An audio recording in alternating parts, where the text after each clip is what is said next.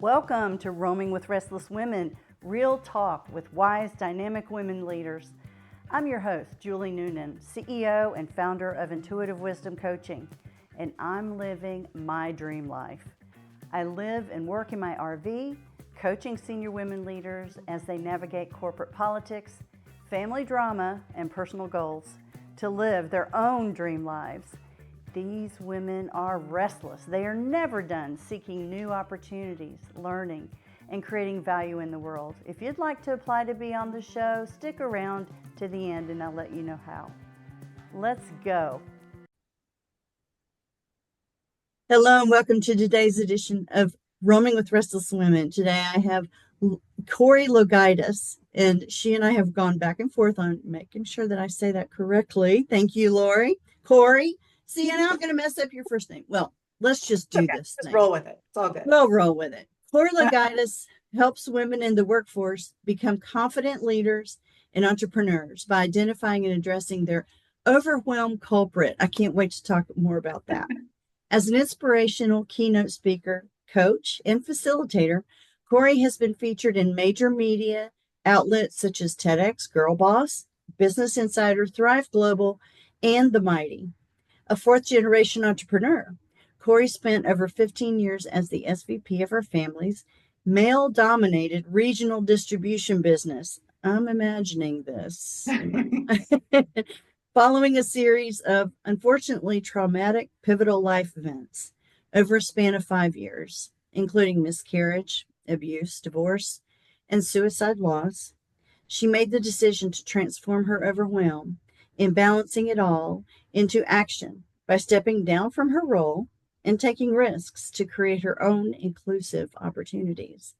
Now, through her keynotes, workshops, and coaching programs, she shows women how to transform overwhelm into extraordinary action, no matter their circumstances, so they can confidently step into their own power as leaders too. Corrie, her husband, and their 4 children and 2 cats live 45 minutes from downtown Manhattan and 10 minutes from the beach on Long Island, New York. So welcome, Corrie. I'm so happy to have you. I'm super excited to be here. Oh, I love it. Okay, so let's start off with, prior to actually creating your Overwhelm platform, tell me about your life. All right. Well, it's actually kind of funny because it starts off with a really expensive piece of paper that says I could draw well. So I graduated from college with a fine arts degree and had 0 job prospects. So I was at that point, I was waiting tables, and this really kind of annoyed my dad at the time, especially considering how expensive that piece of paper was. So he said, he's like, why not, instead of you waiting tables, you come and work for the family business? You can do graphic design or whatever and, see how you like it. So I was like, all right. So I take the job and I blink, and it's 15 years later, and I'm running the organization as senior vice president. I was always the youngest person in the room. I was always the only woman. Yes. And I excelled at my job. I loved it. I love working with my family. I liked the industry. It was a lot of fun. So wait, hold on one second. So you said it was male dominated. Tell me a little bit about what that business, you said distribution business. So tell me a little bit more about distribution. that. So technology. So my family's business does regional. So it's from Virginia up through Maine. Okay. All of the satellite television equipment, televisions, like things like that. And we work with major Fortune 200 brands, so like Sony, AudioVox, Dish Network, companies like that. Wow. Okay. Yep. So, and I was working with all those individual companies, many of which were male dominated. And then within our distribution industry, it was the same thing. Okay. And I never had an issue until I went through a very challenging series of life events that spanned over the course of 5 years. Started off with me experiencing a miscarriage, which is not uncommon, for women, 1 in 4. But then ranged to me realizing I was in an abusive marriage. I became pregnant. I had my son. I left when my son was only 5 months old. Then went through a very contentious and dramatic divorce, I guess you could say, that left me literally homeless and penniless at one point.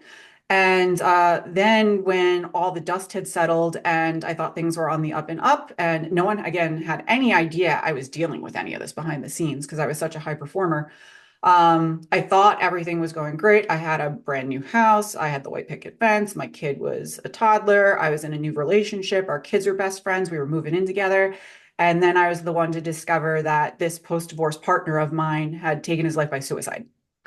Oh, So that was kind of like the straw that broke the camel's back because everything that I had successfully carried before that point, I realized like I can't do this any longer. I had before that point tried to get things like flexible work arrangements, remote work, things like that, and it was constantly, rejected. And granted, this was before the pandemic, yeah. so it wasn't very common at that point, but I tried, and I had done my best. And I had decided at that moment, like time was valuable. I was no longer going to give up time to that I could have with my son, seeing how finite the time I had with my partner was. So I was Yeah. like, no. So I quit. I called it an emergency of my soul. I cashed in my 6 months of emergency savings to start my business with a toddler and a mortgage in the way. And that's when Wow. I went along my way. And I had a wonderful therapist that helped me through those entire 5 years, who had at one point told me, she's like, have you ever considered becoming a coach, like a life or a business coach? And then she had encouraged me, citing, I have patients who have not been able to perform to the level that you've been able to perform and how to carry everything that you've carried emotionally and physically. If you could figure out how you did it and create a framework to do it, you can impact a lot of lives. And that's where the overwhelmed culprit framework came from. And I Mm-hmm. utilized it myself following the suicide loss to build myself back up again. And in short, what's happened since then, I literally went from being a married mom of, sorry, giving spoilers away, a single mother of one to a married mom of four during the pandemic. I got Uh-huh. a baby. I gained two stepsons. I have since been featured on TEDx with the overwhelmed culprits. I'm working now as a professional keynote speaker. I've been featured in all sorts of places. So it's really allowed me to take my career and my life to another level. And it's really fulfilling to be able to share that same framework with other women so that they could achieve and lead themselves. That's amazing. Oh my gosh. Wow. I think, starting out with a miscarriage, as kind of the first domino that fell, we do not talk about, how devastating that can really be. Mhm. As women, very rarely do you hear someone actually process that out loud. Right. Generally speaking, miscarriages are kept very, very private. It's almost like it's a failure, but Yeah. it's not. It's not. It's just something that happens biologically. Hmm. And I had a miscarriage, Hmm. and it was devastating. It really was. It took a while for me to get over that. I still think about it, every once in a while. Well, because you're grieving the loss of what could have been.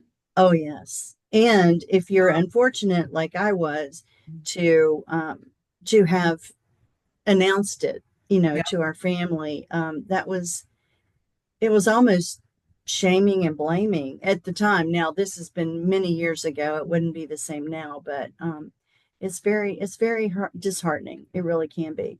So, when you talk about overwhelmed, why don't you give me a definition of what you mean by overwhelm? Sharon, I actually think you had a great lead in for this conversation because you had Yeah. mentioned guilt and shame. Yes. And a lot of times when women in particular are starting to feel overwhelmed, it's that sensation of feeling like you're drowning, you're underwater, you just can't keep up, and you feel like you're letting everybody else down around you, that guilt. Yeah. But at the same time, the shame of not being able to hold it all together because by society's expectations, we're supposed to take care of everybody else and leave ourselves for last. Right. So Yes. it's like, what's wrong with me, especially if you're a high performer? Mhm. Which I am, and I tend to attract and identify with women who are. There's like extra levels of guilt and shame that surround that. So Mhm. that would be my short definition. Oh, I love that. And the thing about it is with high performers, where does that pressure come from? And if you Themselves. Yeah, and if you well, it came from somewhere Mhm. else, and then you've in my mind, um, you've adopted it as your own. Yep. So I would imagine that trying to figure out, okay, why is this inside me, and how do I mitigate some of that? That's such a great point because so many high performing women are perfectionists, Yes. right? Perfectionism is a way for them to control. A lot of times, I know myself included, if you had any kind of an inkling of a challenging or traumatic childhood, like that's how you learn how to control things and be safe, right? Hmm. Same thing with that constant need to do and achieve, right? Like a lot of women, that's they got the most attention as kids when they won the award or they got the straight A's, and that's how they were validated. We've basically been conditioned by society since we've been children to seek external validation from others when we are women, as opposed to our sons and boys. They're more, validated based on their achievements, Yes. with what they did versus for women, it's very different. And we're always looking to other people for that. And I Hmm. find that perfection is very much rooted in that. There's a lot of clients that I work with in particular where I find that their perfectionism is a coping mechanism to keep them safe from failure, right? So I often say perfectionism is procrastination in disguise. So for the ones who are always, over researching every single Yes. thing and in that, analysis paralysis loop, and citing perfectionism as being the reason, like, oh, it's got to be just right. It's a coping mechanism because you're afraid to try something and have it be a little messy and maybe not work out the way that you want it to work out. Have And you a lot of it noticed? is tied to childhood. Mhm. Oh, yeah, for sure. Have you noticed a difference in the generations where that is concerned? Yes, I do find that folks that are in, and I'll just use like generational terms, more of the baby boomers have more difficulty tying it back to their childhood. Hmm. And they also aren't as connected emotionally because it just was not normal to speak about emotions and things and ways that we feel, which creates gaps in what they're able to do and produce and so on and so forth. I do Hmm. find my younger generation, so I identify as being Gen X, like what would you say, young Gen X, late millennial. I'm like right in that Zennial range. So those two generations, I guess you could say, were much more self-aware. We're more likely to have gone and done the therapy and like learn all the different things and understand where you came from. And you could say Gen X and no, not Gen X. I was going to say Gen Y and the alphas. I mean, they are like so self-aware at this Oh, point. They're yes. schooling the rest of us, on things like boundaries and like I'm not picking up the phone after 5. No way, So things Yes. in older generations that we have difficulty with because of the way that things were, the younger generations have a much easier time with things like boundaries and confidence and things like that. And how does that come out? How does that flex your overwhelm model when Mhm. you're dealing with someone in the younger generations who Mhm. is more okay with being messy, more okay with making mistakes and collaborating? Excellent question. That's because the overwhelm culprit framework, it's you're identifying a culprit. So it's a very specific thing, and it's Hmm. usually only it's one of 5 things that causes somebody to be stuck in their tracks. This episode is sponsored by me. So, as a special gift to you, our listeners, I offer a free one-on-one 15-minute breakthrough session. Bring a problem and an experience how coaching works to see if it could be of value to you. Sign up for an available time on my website, intuitivewisdomcoach.com. And I'll share Okay. them with you really quickly, and then we could talk to the example that you shared before. So they're all really easy to remember. They begin with the letter C, and they're a lack of one of these 5 things. The first one is a lack of clarity, right? It's Hmm. not so much knowing what it is you want, but knowing why. Like, what's the motivation there to getting it? And if you are missing clarity on any of that stuff, we're talking about things like personal values and what's your 5-year vision? What's your goals? What's the actual, what are you trying to get out of whatever this thing is? If you don't have that level of clarity, you're going to be in analysis paralysis. You're going to be in perfectionism mode. You're going to be kind of like stuck. So that's the first one. The second one is lack of confidence. Sorry. So Yes. lack of confidence, it doesn't matter that you know what you want, and why you want it. If you don't believe you can do or have it, you're not going to do it. So it's unfortunately up to each of us to build our own confidence. Again, it comes back to that external validation thing. So if you find that you're constantly seeking validation in other people, this is more than likely your culprit. And I have a great quiz that you guys could take too. Oh, If you want to wow. learn your Okay. culprit. But that said, so it's up to us to kind of identify, where am I not confident? Not necessarily what other people tell you that you're Right. not confident. What am I not confident in? And what resources and tools do I need to bridge that gap? Do I need to read a book? Do I need to listen to a podcast? Do I need to hire a coach? Right? So like, what do you need to do that? The third C is lack of community, right? So famous motivational speaker, Jim Rohn, once said that you're the average of the 5 people you spend the most time with. So if the 5 people that you are spending the most time with don't know how to do what it is that you want to do, don't believe doing what it is you want to do is possible, have never done it before, or don't want you to do it because it doesn't benefit them in Yeah. some way, shape, or form, you're going to say, right? So lack of community is a very, very common one. Fourth one is lack of conditioning. Lack of conditioning. When I say conditioning, I mean your physical and mental health and wellness.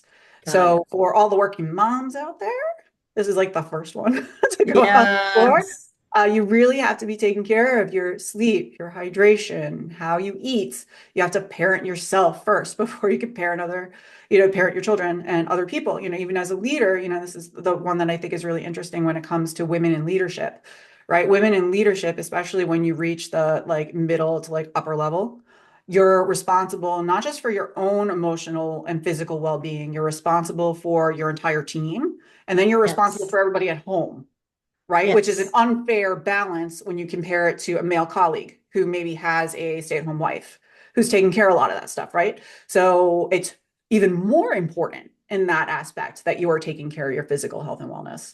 Well, and if you don't mind, that also brings up for me women in their 50s and 60s, Mhm. usually in those higher level positions, who are also not only taking care of children, because by the way, they don't go away when they're 18, Yep, nope, they don't. right? And then you got grandkids, and then you've got your And elderly parents, and you're in the elderly sandwich parents, generation. Yep. and it's very, very difficult, speaking from experience, to parent on both sides. Right. Mm-hmm.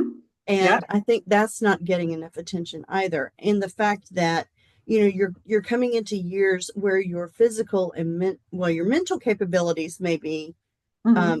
better than they were back then Mm-hmm. because you worked on it. Your physical capabilities are going down Yep. because Mm-hmm. of menopause and things that you can't really control. So I think it becomes even more important, the conditioning, the older we get. Yeah, no, it's so important. And when women in that stage of life take the quiz, or go through and identify the culprits, that's usually the common one Yeah. for them. And it really requires, if you want to have that momentum to keep moving, you really got to prioritize your sleep and like take care of yourself so that you can show up to Yes. others. And it comes down to boundaries, which is interconnected with confidence, right? If you Yes. lack boundaries, you lack confidence. So those are the first 4. The fifth one is lack of consistency. Right, which ties to the example you had shared before, the like messy, millennial or whatever.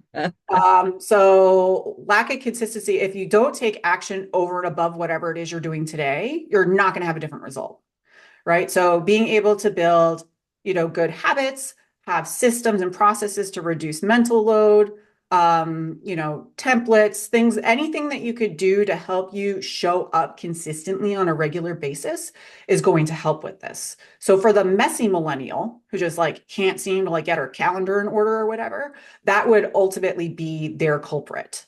So the Uh-huh. way that the overall culprits overall work well for multiple different generations is because it's really dependent on what season of life they're in and what is holding them back at that moment. You can usually tie it to one of those 5 things. And the thing that's really, really interesting about it too, I've had I've had times where I've done a keynote, for example, sharing the framework, and then there would be women in the audience that were like, "Oh, I just saw you at conference XYZ in 2023. So cool to see you again." And I would ask them like, "Well, was it repetitive? Was it boring?" They're like, Uh-huh. "No, I have a different culprit now because I'm in a different season of life. It's other Mm-hmm. stuff happening right now. So I got just as much out of it hearing it the second time because my life has changed, my priorities have changed, and now I know what to do to move forward." Absolutely. It sounds wonderful. It sounds absolutely wonderful. As a matter of fact, as you were going through those, I was imagining where that culprit showed up in my life over Mhm. I'm 61. So I've pretty much had them all at Yep. any given point in time, for Mhm. sure. Yep. So, for you, what is the greatest value that you hold that kind of ties all of your life and career together? Mhm. What's your red thread? What's your big why? My big why is probably freedom. Mm, Freedom to do what I want to do, when I want to do it, who I want to do it with. It allows me to have created a life now where before, when I was working in corporate, I saw my son max an hour a day. The most I ever got to see him was through my home security camera systems while he would be playing with my au pair, and I would check on him at lunch. Right? So being in that scenario to now being able to, take jobs when they're at school and plan my travel gigs around them, and they come first. hmm Being able to have that freedom to do it is really important to me. absolutely. I can totally get that. I'm struggling right now because my husband and I live in our RV and we winter in Florida, but then Mhm. during the rest of the year we're traveling around the United States just because that's what we wanted to do. That's our dream life. Now I'm struggling because I just had a grandchild Mhm. and You I don't don't want want to to go leave all over the place. him. So that decision is coming up here in the next Mhm. year for me. It's nice to have the ability to make a decision like that as a place Absolutely, of it privilege. sure is. It's incredibly freeing to be able to have your own business. And as Elphaba says, I don't play by anybody else's rules. Mhm. So, what's been the most challenging the most challenging aspect of owning your own business thus far? Honestly, it's getting out of my own way. Mm, You know what I mean? And it's interesting. And this is why I've kind of evolved my coaching practice and like my interest to working more on mindset uh-huh. versus tactics. When I first started my coaching business, I was doing mostly like business coaching at that point, just because I came out of corporate and that's what I was doing. I was running a business. But now it's more mindset because as I've evolved and built my own business, I realize and I can see all the different ways that I sabotage it so that I can't be successful. Oh, So for give me me, an it's example. certain fears pop up. So Mm, a very mm-hmm. recent one that I could give as an example is, I untapped this like fear of visibility I had, which is ridiculous because I'm a professional keynote speaker. Yes. And I also have a very large platform on social media. So it's like you wouldn't think that visibility would be a big thing, but where it was blocking me was for years I've been getting requests to do a book on the overwhelm culprits, and I kept holding myself back from it. I'm like, I don't want to do it. And it was because I was fear of that visibility getting to my kids that they could see what my past was. But I had to be able to Oh, unpack that fear and identify where it came from to then be able to be like, you know what? No, it's safe for me to do this, and it's safe for them to know where I came from and to be able to do it. And now I'm actually on my way. There's a book that's being shopped to major publishers right now. But I had to get out of my own way to be able to do it. And it's funny too, because my sabotage of choice when it comes to my business is I overcomplicate things. It's like I'll be like, this is working. Let's make it better by adding 8 extra steps. So it can't make me as much money. It's ridiculous. per- It makes no sense, but it's like a subconscious thing. well, it's Uh, perfectionism, just in a different way. it is. Yep. Yep, yep. That's Hmm. amazing. Well, congratulations on getting your book done and getting it Thank you. out there for people to take a look at. That's Thank great. you. Excited. Mhm. So what was your biggest learning as you were coming through those 5 years? Mhm.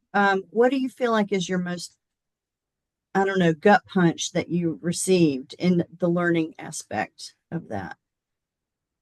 without a doubt, trusting my intuition. So Yes. long, I knew in the pit of my stomach certain things didn't sit right, whether it be like at my career that I was like, had an inkling of being unfulfilled and bored with the work, to being in my, relationship at the time, in my marriage, that I was walking on eggshells and stuff and like kind of knowing that something was off, but you just Yeah. ignore it because of other people's expectations. And if I learned anything in those 5 years now, it's like I trust my gut before anything else. 100%. 100%. That's why I named my coaching practice Intuitive Wisdom Coach. Mhm. Because if you go with your gut, 9 times out of 10, you're going to be right. And it's such an important leadership skill. It When is. you're talking about leadership, forget the exact statistic. I looked it up recently when it comes to writing. There was a chapter I was working on in my book on it. But I think it was something like 54% of Fortune 500 CEOs list intuition as being more important than, say, business acumen Yeah. because of the value that it plays in being able to make decisions quickly and effectively without necessarily negatively impacting others. So, yep. I find I have been, my last gig that I had, I'm also a consultant, so I do change management consulting. And so when in my last gig, one thing that I found was with the prevalence and the rise of data and digital, Mhm. um, intuition is getting backburnered even Mhm. more. And it's very difficult to have a conversation sometimes with very high senior leaders, typically men, who are more left brain, they're more logic, they're more data, about the power of intuition and subjective data and qualitative data as Mhm. opposed to quantitative data. It's always been a little bit that way, but it's even more now because of the whole rise of the data economy. Well, I do think on the flip side of that, I Mm-hmm. do think, well, number one, when it comes to men in business, their language is data. Yes. There's no emotion, there's no intuition, there's no nothing, like that's it. And honestly, that's what best serves the company.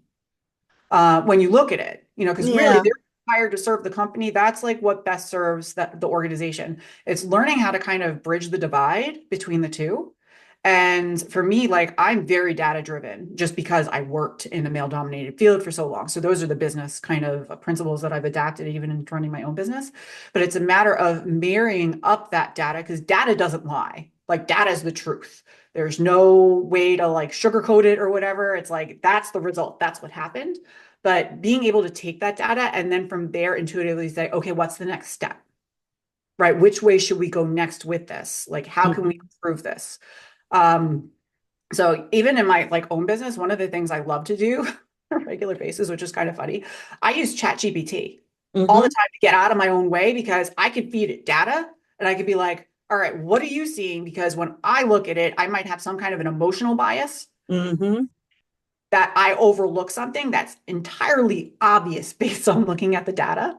And I blend the two because then I'll look at it and it might say something and I'm like, oh my God, like my heart will sing, like, I've been missing that. And that's at what I should have been doing all along. But, again, talking about that self-sabotage part of it, because we have our own biases and our own interests and stuff like that, sometimes we let that cloud the potential of how we could serve others in the best capacity. And using these tools and data can actually help with that. Exactly. I think without the blend, you're going to Mhm. make a mistake one way Yep. or the other. Mhm. So either you're going to make well, and there's nothing wrong with making mistakes, but you're going to make a better mistake or a better decision if you are able to blend the intuition with the data. Yep. Because I think one without the other is Mhm. always biased, Yep. No, a so you thousand have percent to have agreed. It both. needs to be both. You can't do one without the other. Correct. Mhm. Correct. So I have 3 questions that I Mhm. usually ask at the very end of every episode. Mhm. The first one, I'm going to ask you to close your eyes just for a moment. And I'll ask you to describe the picture that appears in your mind when I say wise woman, and open your eyes and tell me about her. great question. That made me think for a second. Honestly, I viewed a woman older, has many years of experience behind her. Um, not just education and work experience, but life experience to share Right. with them. Mm-hmm. So in my picture, she was wearing a suit. Good.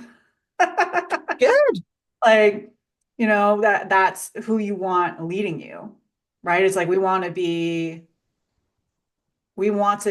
inspired by and motivated by the achievements of the wise women surrounding us, because it's through what they've learned that we won't make the same mistakes, right? We learn through what they've done. I love that. That's Mhm. perfect. Yeah. And so where do you like to roam, Corrie? Where do I like to roam? I Yeah. don't get to roam as much as I used to because times 4 kids, it's a small fortune. Yeah. Especially with school breaks and everything, and the airfare is like 4 times the other. Ooh, yeah.